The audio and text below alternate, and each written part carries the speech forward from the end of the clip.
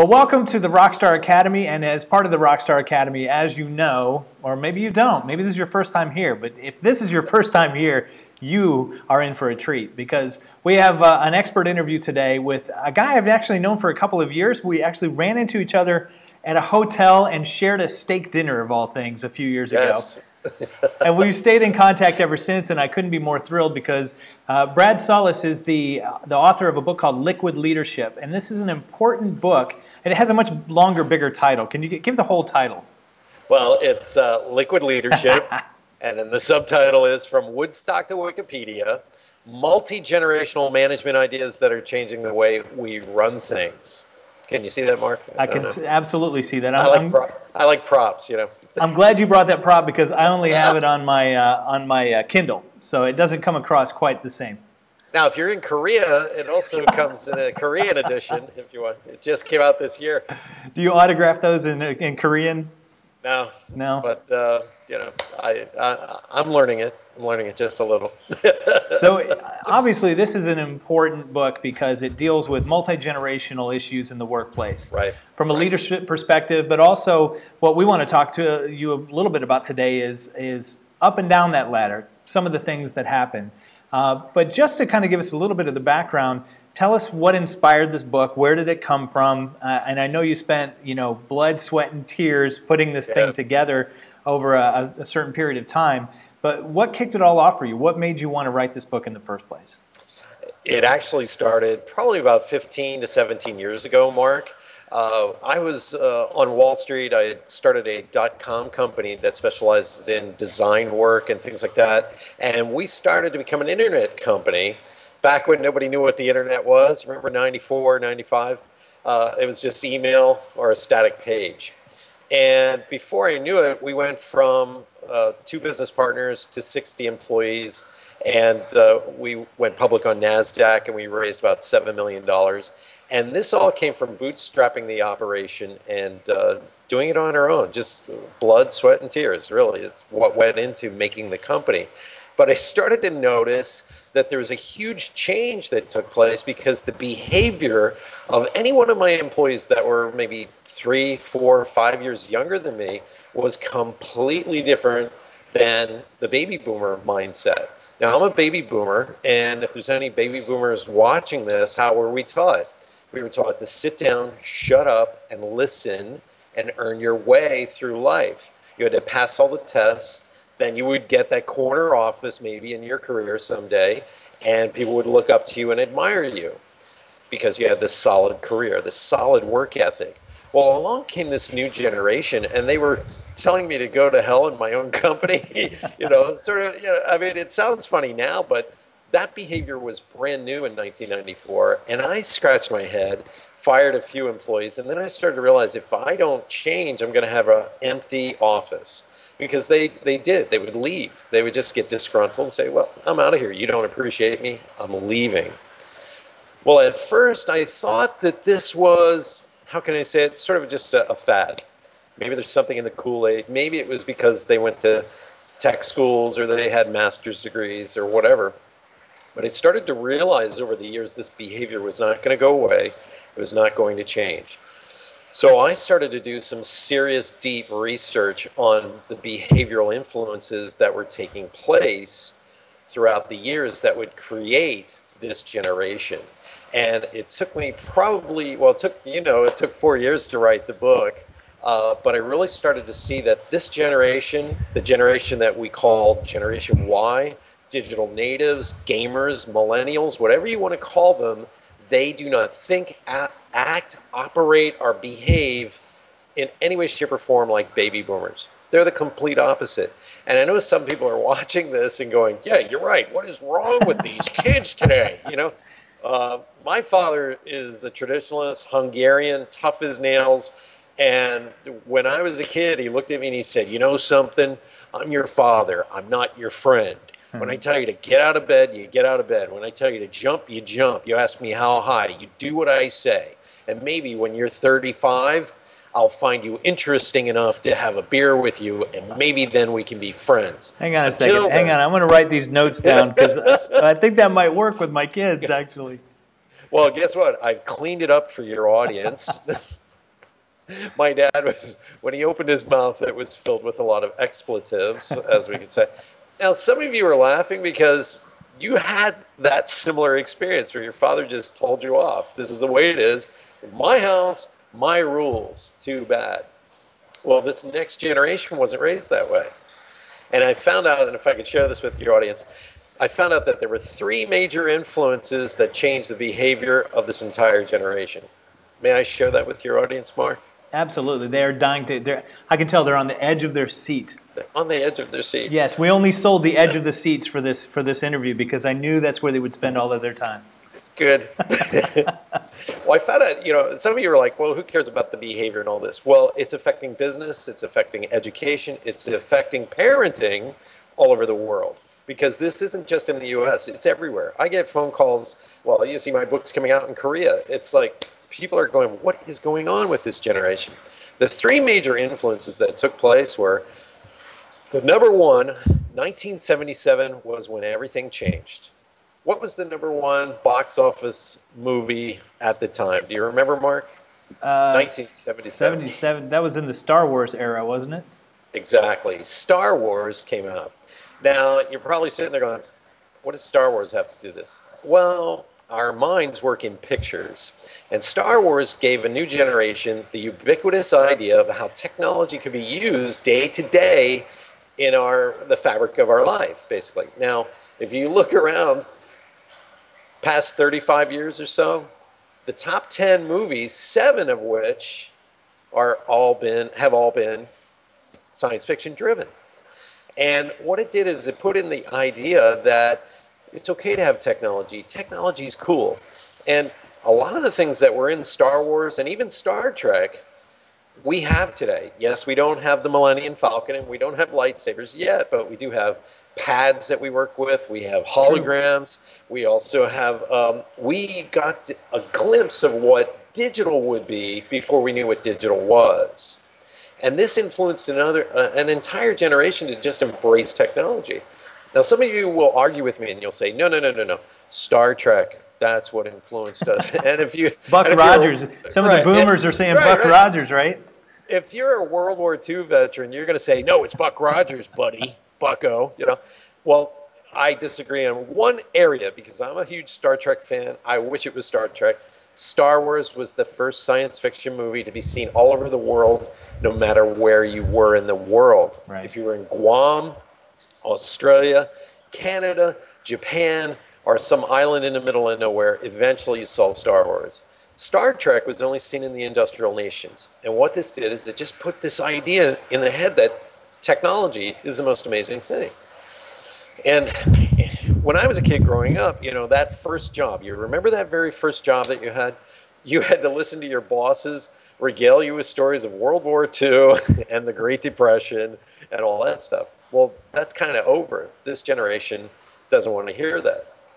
The second big influence that came into the household were video games in 1977.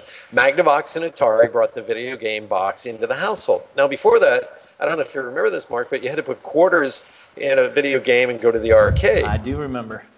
Okay, so once a video game came into the household, people were kind of sitting there going, all right, this is addictive. Boomers, we kind of put it on the back shelf and said, this is something that you do on a Friday night when you have a couple of beers with your friends. You pull out the game board and you play Monopoly, right? So what happened is, baby boomers, what's the most interactive thing we can play with? Okay? Viewmaster. There you go. I love Viewmaster. If you don't know what this is, folks, this is a self-contained slideshow. And you look at this today, and it's a dinosaur, okay? But anybody born after 1977, they received one of these bad boys right here, okay? This has hundreds of controls and things like this. And you're probably thinking, Brad, come on, video games? Are you serious? Well, I want you to think about the behavior in a video game. How do you learn in a video game? The first thing you do is speed is important. You don't read a user's manual on how to play the game. You jump in and make mistakes. Making mistakes is how you learn. Boomers, how are we taught? If you make a mistake, your career is over. This generation has been trained through video games that mistakes are the only way to learn and get good at what you do. And you better make those mistakes quickly, fast, hurry up. Look for the mentors, learn the rules intuitively, make as many mistakes as you can so that you can learn and master the game. And once you have stormed the castle, killed the trolls, and saved the princess, guess what? Forget everything you just learned because the rules change at the next level. Does any of this behavior sound familiar? This is the biggest shift in behavior. Multitasking, that phrase comes from this generation. They're the video game generation. But one more great influence. You're a father, aren't you, Mark? I am. 2 kids, yep. Okay. The big change in 1977 as well, right around this time it came into fashion and vogue, was child-centric parenting and teaching methodologies. And what that did is, for the first time in history, children had equal conversations with mom and dad. Parents were encouraged to ask their children, well, should mommy and daddy get a divorce? What kind of car should daddy buy? You know, I mean, we're laughing, but these are the crazy conversations that were happening. Child-centric parenting. My father, when he heard about child-centric parenting, you know, my dad had a PhD in chiropractic medicine and a bachelor's degree in chemistry. So when he put his stamp on child-centric parenting, we listened. And his stamp was, this is a load of crap. So that was the last we heard of it. But if you think about it, the hierarchy inside the household was flattened. Okay, because now these kids were looking at their parents as peers. Many of the new generation, if you ask them if they were best friends with their parents, or they considered their parents heroes, they will say yes. Okay. Now, when they went into the schools, they were encouraged to call their teacher by their first name. Once again, hierarchy was flattened. There was no authority figure to look up to. There was nobody to fear. They weren't paddled. They were handed a trophy for showing up. And now they could look at the teacher and go, you know what, Becky? I don't really want to learn math today. I'd like to do art. And this is what this generation was allowed to do. They cherry-picked their own assignments. And now we wonder today why this next generation doesn't want to sit in a cubicle, doesn't want to listen to authority, walks up to the CEO of a corporation and says, you know, Bruce, I can show you how to run this baby. And that's the huge behavioral change that's taking place. And I don't want anybody, when they listen to this, to just, I know some of you are getting angry. They're like, he's right. You know, we need to storm the castle with torches. I want you to look at this with some neutrality, because yes, some of the behavior can be frustrating, because you're going to be sitting there going, you know, it's 9:30 and Barry's not in, you know. But you can look at this behavior and say, okay, what are we doing differently now? Because they're the next generation that's going to start buying products. They're the next generation that's going to be sitting now in positions of authority. If you understand how they think and how they operate and how they do things and how they buy, how they can be managed better, things like this, you will be the winner in the boardroom, because you're going to have it. You're going to look like a genius, as if you figured it all out, simply because you know these behavioral influences. Well, you know, it's fantastic to be thinking about all of these differences, because all of that lends to, like you said, behavioral change, and how even how they show up to work, or when they show up to work, Right. And how the older generation has a different kind of work ethic. And I don't even know if that's the fairest way to put it. It's not necessarily, maybe different. I think we used to say better. Now we just say different, right? It is different.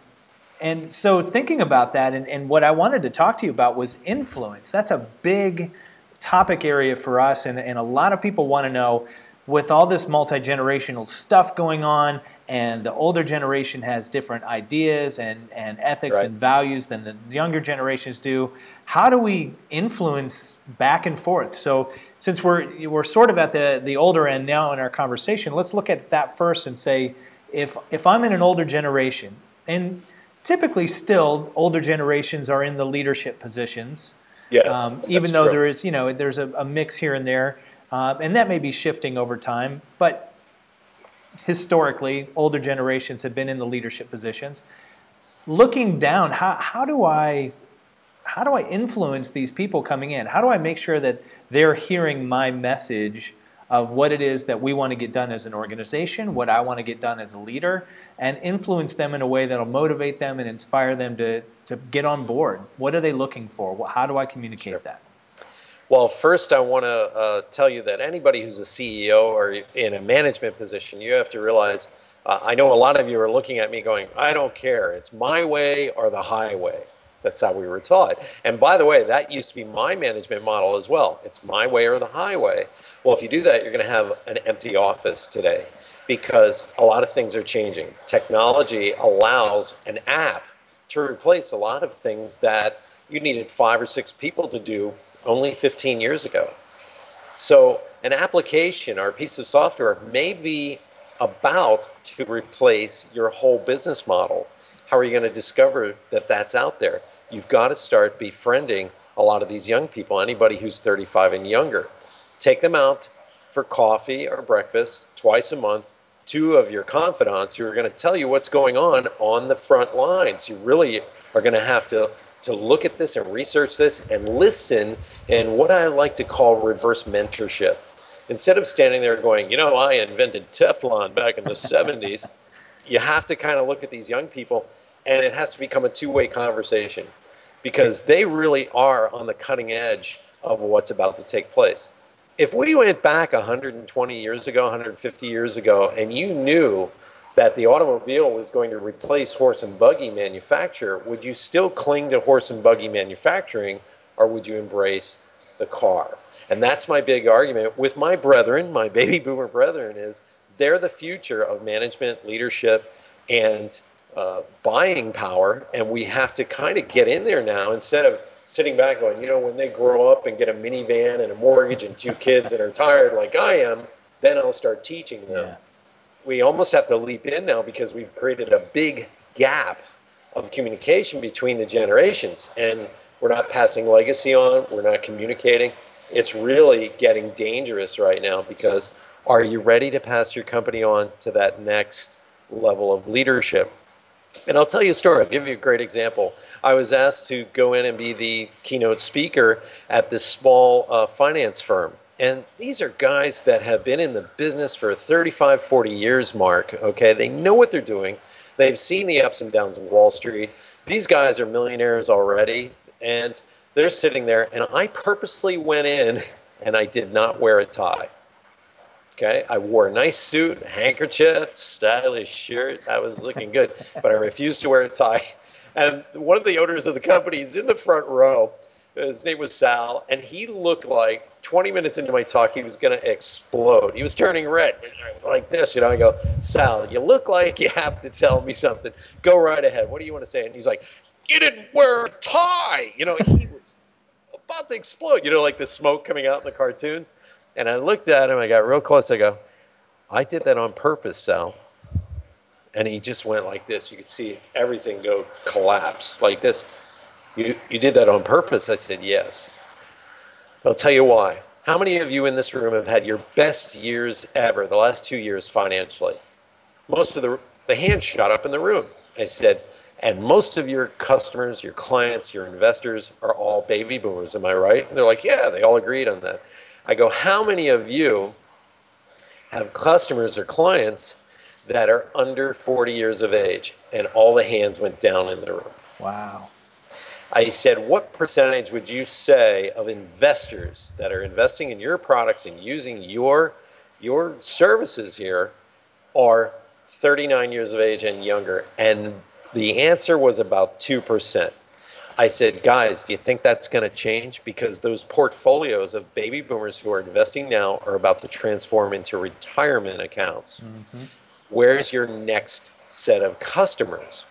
And what I found out, you know, we had a really great dialogue, and what it boiled down to is the 2% that were under 39, they were almost all trust fund kids, or where the baby boomer parent knew that investing was so important that they had to take care of the next generation.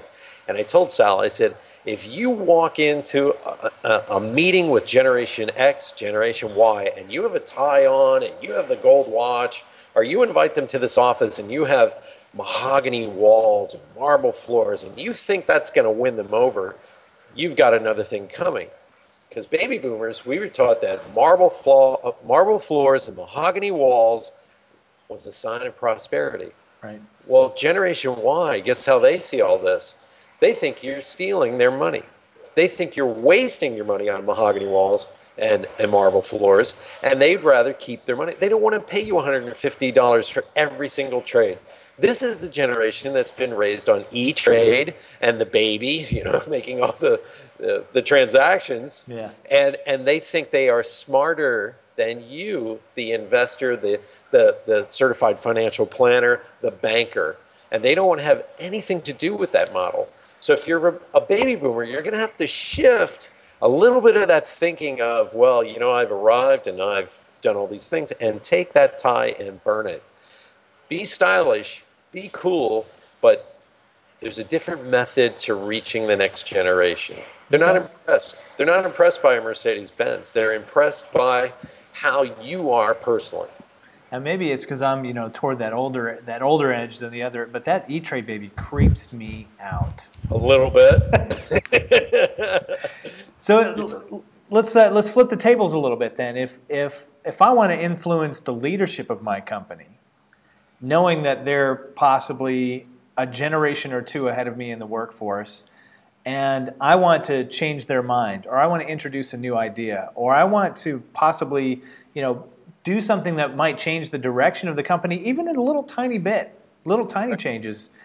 A lot of people are very frustrated that they don't feel like they can bend the ear of their leadership, and sometimes even their direct manager, but also thinking a step or two up the ladder.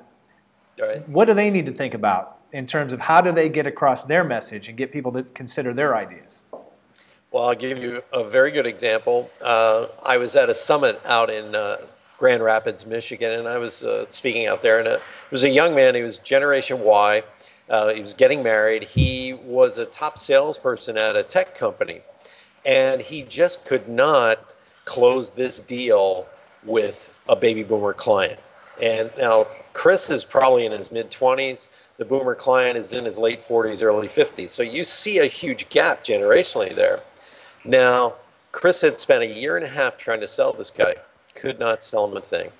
So after the summit, he contacted me. He said, what do I do? I don't know what to do with this guy. I can't reach him. He won't do what I asked him. I show him, you know, that our products, he just doesn't get it. I said, Chris, with baby boomers, we don't understand why there's such a big deal about technology. You have to not only explain it to us, but show us why it's critical. Show me. You hear that? We have to kind of be shown, because when you walk into a meeting and somebody, here's a good example. If you went back to the 1970s and tried to explain Facebook to somebody, their head would explode. Yeah. But if you could show it to them, they'd be like, whoa, this is mind-blowing. This is going to change the world. And that's kind of what it is. If you're young and you want to impress your boss, don't impress your boss with arrogance, because they might see it as arrogance. Have a proposal, write it, pull them in to take them out for coffee, take them into a meeting, sit them down and show this and say, I think this would really be a great thing for the company. And there are two things, and only two things a company wants to see. Is it going to make me profitable, or is it going to save me money? Yep. That's it. And if you can prove that to your bosses, they're going to look at you and go, that kid's got moxie. He's going places, you know. Does the generational thing, like, I know I've read a lot about how, you know, the generation coming into the workforce now, it's not all about money. It's not all about profit. It's about doing meaningful work and things that inspire them and all of that. So when they get an idea, it may not be profit driven. It may not be something that's going to make the company sustainable for the next 50 years. So it still may be a great idea. So are you saying that they need to maybe take a step back and consider, all right, this is a great idea, but how do I get it across that this is important because it's profitable or because it's going to impact the company in a certain way? Well, it really is. We're in a very strange time right now, and you do have to realize that profit margins are going to drop. because we're not getting those billion-dollar sales right off the bat just because we dip our ink into the well. You know, it's just not like that anymore. Even the largest companies their margins are shrinking. But I can give you a really great example of this. I was speaking at Hofstra University last week, and I'm with a bunch of teachers who really truly understand how technology works and how it's important to keep up with it, especially in the classroom, because you have 20th century workers trying to apply methodologies to 21st century minds. Okay, you see the big gap here. And it isn't that this generation is so different. What it is they've been trained differently. So it's a different culture. So these teachers that I was speaking to and with and having a discussion, they get it. They understand today that a teacher has to be an entertainer, has to be a technology enthusiast, at least know some of it, and be able to distribute all the knowledge out digitally as well, and be a nurturer, be a parent almost, be all these different things. So they're freaking out about it, but they know they have to do it. But here's where their frustration was. All the administrators in place are kind of like a ceiling that they're bashing their head against. They have meetings, they go back, they talk to the administrators, they say, look, this is important that we change this, and they yes them to death, and they don't make any changes. And those of you who are teachers right now, you're dealing probably with Common Core and things like that that are now coming into the school system, and they're probably not going to work because they're being mandated from the top down when we have to start looking at things from the bottom up. So the only way that industry is going to change is when Generation Y, the first of which, begins to step into the administrative roles and the leadership positions. And then you're going to see a huge shift in the way things are run. Because let's face it, much of the technological revolution that has taken place, especially in education, if you look at the Khan Academy and things like this, has not only redefined our ability to educate, but it can be done at a lower cost than we had once realized. And here's the other part. We could have done this 15 years ago. There's just so much resistance, whether it's inside a corporation, sometimes even in the collegiate level, sometimes at the educational level, there's all this resistance. And you have a generation that's ready to go. They can see the benefit and the profit center and the speed of utilizing a lot of this technology if you just give them a chance to show you how it can make things faster. Here's a good example. Look at us right now. 25 years ago, I used to do meetings, professional big corporate meetings. What we're doing right now on Skype with this video chat, first of all, back then you could not do it over a phone line. Right. The second thing is it would have cost you $30,000 to call up, a satellite company to make that connection, and we'd have a 1 hour window to be able to bounce the satellite and talk to each other, and we'd have to hurry up. And God forbid if we didn't make all the right connections, we'd lose that signal. And we'd be like all pixelated, and it would be horrible, horrible. It'd be like you're from space, you're talking from space, floating, and all this. And now we can do it over a Wi-Fi network, phone lines, and we can chat with each other for free. It's crazy. This is going to revolutionize the meeting environment, the meeting sector. I mean, Cisco has put billions into this kind of meeting technology where it's just video driven and you can touch screen and you can pass data. GoToMeeting, look at those kind of open source sites where you can do it for free. Yeah. My 12-year-old daughter, I mean, she doesn't even talk on the phone anymore. She doesn't even text anymore. She FaceTimes with all her friends. Right. They're talking face to face. She walks around the house face to face with her friends all day long. It's cool. We live in magical times, Well, I don't know if anybody remembers the cartoon, the Jetsons. Oh yeah. That's beginning, and your children, Mark, and my nephew, who just went off to college, he's in his last year of college. They are those kids we used to make fun of in the cartoons that were playing with a nuclear reactor for their science project in high school. This is the beginning of it. Right. So you're looking at future children who are learning and adapting and growing and working with technologies and thoughts and ideas that I'm not saying we're not capable of understanding them, because look at you and I, we get it, we see it, we're interactive with it.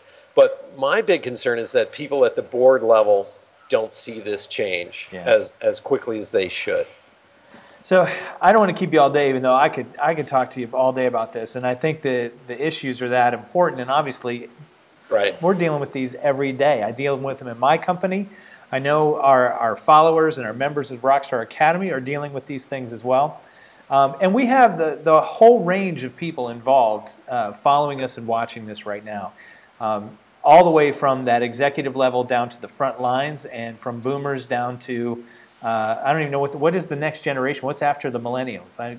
After the millennials is Net Gen. Okay, we may not have them on this call yet, but they're coming, right? Well, here's a good example. Did you see the video on YouTube of the baby who's playing around with the iPad? And then you give him a magazine and she doesn't know what to do with it. Well, that's the Net Gen. Exactly. They're not even used to a linear process. They wouldn't even think of putting their data on a laptop. It's in the cloud. And I met with Dell yesterday. I write white papers for Dell's cloud division, and they have like issues with the new customers is 37 and younger, and they already get the technology right out of the box. So they don't even need to train their customer. So they don't know what to do with that. You know, and that's just happening all over the world. Yeah. So thinking about these different levels and these different generations, even the boomers, there's still room for the boomers to grow and become rock stars in the workplace, and with different roles and different responsibilities than millennials and Gen Y and everything else. So let's walk down through. If I'm a boomer, what does it take for me to be a rock star in the workplace right now? The best way to be a rock star in the workplace right now is ask yourself how you can make that work environment inspirational. Because the number one complaint that everybody had when they interviewed thousands and thousands of employees all around the world was this: appreciation. People want to be appreciated in the workforce. And it can be a simple thank you. It can be a simple plaque that they get in front of their peers just because they did a great job. And management and executives and, you know, let's face it, boomers, we're usually in the management position because we're making bigger money. We know the companies better. We're in those positions. What it is for us is to come outside of that office on a weekly basis and interact with the front lines. You know, it's kind of like in the old days, the captain of a ship used to walk the deck of the ship. This was an inspiration. You'd be shocked at how inspirational that is to your key employees, and even the employees that are from the mailroom to the boardroom. I always like to say, get inspired and show up on the day of orientation. That 15-minute speech that you give and you tell them, look, this company is your company. You turn it into a dynamo and I'll reward you. That 15-minute speech, you wouldn't believe how far that goes in a person's psyche to say, my God, the owner of the company, the CEO, came down to talk to me. Yeah. That means a lot. Now, you need the follow-through, of course. You can't just shut the door and go, I gave my speech. I'm done.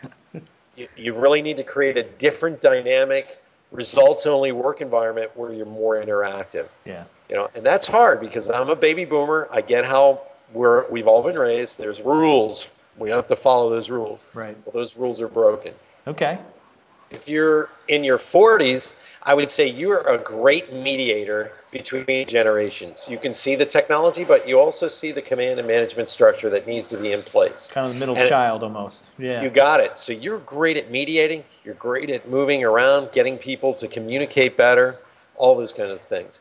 If you're 30 and younger, let's say down into your 20s, I recommend 100% you convince your boss that you should be in charge of marketing because there's a new way to market, and there's a split in marketing, sales, communication in every company. Take a look at Nationwide. Look at their commercials. Look at Farmers. Look at State Farm. They all have two styles of commercials. One is hip and cool and even funny. And then you have the others that are sitting there going, I like Nationwide's serious commercials. They have blue boxes, and there's a car inside that box and a house, you know. Yeah. So they have the serious side and the silly side, and you're going to have to address that. Cadillac was the company that I really enjoy because they decided, what did Cadillac represent to our generation? It was your grandfather's car, the last car you were going to buy before you left planet Earth, basically. And my grandfather bought one. And he had to have a Cadillac. Well, it got a reputation as the car the elderly drive. Well, over the years, they knew they had to reinvent the brand. So they hired this ad agency out in Minneapolis, and that ad agency hired a 28-year-old to be in charge of a multi-million-dollar brand campaign. And this young lady at 28, she decided to run around and show everybody, hey, look, this isn't your grandfather's Cadillac. It moves, it does this. And she got people in the showrooms to take test drives and get people excited. That's a Gen Yer who's taking charge of that marketing campaign. Well, guess what? Cadillac sales are up 37%. Yeah. So if you're a boomer and you see talent on that front lines, put them in charge of something. Give them extra work. Give them a cause to work for and stay with your company. And you're not going to lose anybody if you get them excited about working in a great environment and a company that rewards them and appreciates them. One of our biggest clients is Abercrombie, and oh, I know, nice. People. There's a love-hate relationship with Abercrombie. Yeah. Especially when you become a parent. But yes, I know. They turned that company over to people coming right out of college. I mean, it is people in their low to mid 20s that are running the majority of that company, and they have some older executives and that type of thing too. But they really do. They turn all of the design, the marketing, all of that. It's in the hands of these people that understand what's happening today. And, obviously, you go to a company like that, you kind of expect it. But there are lessons I think you can learn on both sides of the generational gap of, how to act in those kind of situations if you're in a different, maybe older mindset type of a company. Well, you know how you used to go to the mall and it used to be packed, and now nobody really goes to the mall unless they want to go to the food court or they want to watch a UFC fight and go to Buffalo Wild Wings. And just remember, these toys that we were raised with formed how we were going to reach each other in our adulthood as well. So the impact and the influence of these things is very important, especially if you realize some of the most dominant pieces of technology and social media that we use today, Mark, didn't exist 5 and 6 years ago. Yeah. So you may not even know, and I've seen this at corporations, I've seen this at colleges, they don't even know that their student body, their customers, their employees, everybody at the bottom is communicating constantly on Twitter, Quora, Facebook, things like this, and they're interacting, they're having a conversation. Now, that conversation is not going to be pretty all the time. Sometimes they'll complain about products, but a great product will spread like wildfire. Everybody will be talking about it. Hey, I need a new digital camera. What should I get? Boom. And there's the stream of speak that's going on. We can monitor those conversations today, and Gen Y is built to do this, to monitor and constantly look and seek out new ways to do business. Give them something to do. I always say, if you want more work, I'll give you more work. If you're bored to tears, go right ahead. I'll give you more stuff. Where does patience play into this at all? Like, especially for people coming right into the workforce, they're used to, they're still used to getting a trophy for everything. They're used to advancing through multiple levels of video games in one sitting, and then they come into a workforce and they get a job. And then there's very little progress, and there's very little, reward and recognition. Like, what's the advice for those people kind of coming in terms of what they need to do to be a rock star? Well, I want you to understand where they're coming from. Remember, if you play 10,000 hours in a video game, you're a superstar in your own mind. And boomers are probably looking at me going, "What are you talking about?" We used to go to the movie theater to watch Bruce Willis up on the screen save the girl, okay? Shoot everybody and save the girl. Now, it was vicarious. We would sit and we would watch it in the theater. We'd just look up at that screen and watch it. But this generation, they were immersed in a video game, which made them the producer, the director, the avatar of their own reality for over 10,000 times, And what you see now is someone who actually believes that they are a rock star from the time they were a teenager on, because they've accomplished so many things in this game world. Now add to that something else. Their parents leaned in and told them the truth. Remember, they watched boomers lose their money, go to work hard, and not get ahead, and all of a sudden lose everything in 2008. This generation has had their parents lean in very closely and go, don't do what I did. I wasted my life at some corporate job. I want you to get out there and find what you love to do, Billy. You know, Sarah, you go find what you love to do and don't look back. Right. You know, I mean, I was lucky. My father sat me down. He said, son, 2/3 of your waking life, you're going to be spent working. So you better figure out what you like to do. and I became an entrepreneur. That's what drove me. It's like my father told me, you know, to find what I love to do. Well, guess what? I was rare. I didn't know this. I was rare amongst all my friends. Right. Everybody else was told, get a job. Get a Shut job. up and get a job. Right. Good get benefits. A job. Yeah, all of that. Yep. And we're finding those benefits are dying on the vine now. And this generation, though, they were all taught to be entrepreneurs. Now, that doesn't mean they're going to become entrepreneurs, right. But what it does mean is they are independent thinkers. And managing independent thinkers is like herding cats, okay? They don't make great employees. Right. But if you know how to manage an independent thinker, you can get amazing results out of them. Excellent. Yeah. This is fantastic, and truthfully, we've gone way over the time that I promised you we would, and I appreciate you giving us all this extra time. Sure, Mark. Because it's A, it's fascinating, B, it's practical, and C, I love hearing you imitate your dad. So. Look, buddy. Yeah, that's how my dad was. You know, it was no nonsense. You remember that show, Stuff My Dad Says? Oh, yeah. My dad and I used to call each other afterwards. I go, you know, you used to do that. And he goes, I never did that. I go, yes, you did. That's awesome. He had a shotgun in the house. There was an episode about the shotgun in the house. I'm like, funny. you know, you did that. So, good. So what's next for you? Liquid Leadership and Brad, what do you got on your plate? I have my next book I'm working on. Also, the education sector is dragging me in because they read the beginning of my book and all of a sudden they go, the light bulb goes on and they go, oh my God, this is how this generation acts. And now I know why. So I'm getting pulled in. And I have to thank my wife, by the way, because she's the one who said, I said, there's too much about Generation Y in here, don't you think? She goes, no, keep it in. So I kept it in. And it turns out that's the real spark, the excitement that people get out of my book, Liquid Leadership. So my next book is going to be talking about disruption, not only just in education, but in everything that's going on right now. We see it. The systems are breaking down.